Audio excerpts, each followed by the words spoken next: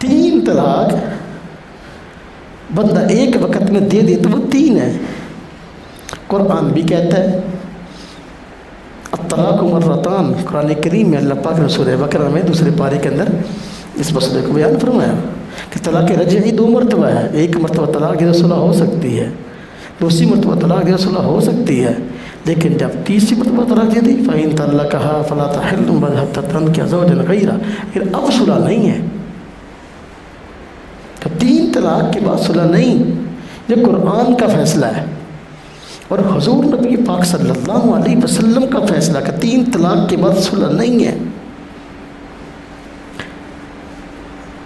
इमाम बुखारी रहमतुल्लाह अलैह बुखारी शरीफ में खुद चैप्टर बाब कायम करते हैं, बाब मन अजाज़ा तलाक़ सलास।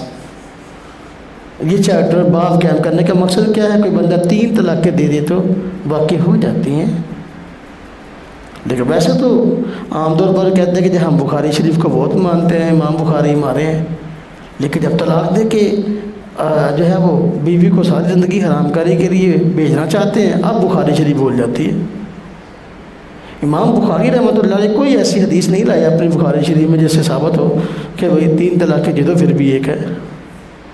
कोई रिवायत ऐसी नहीं लाई, ना कि बंदा बुखारी शरीफ से ऐसी कोई हदीस दिखा सकता है कि 3 तलाक़ किसी ने दी हो तो हुज़ूर ने फरमाया होगा एक है। आमतौर पर इस मसले में गलत बयानी की जाती है कि 3 तलाक़ें अगर कोई बंदा दे दे तो कुरान और हदीस की रोशनी में 3 तलाक़ें एक है।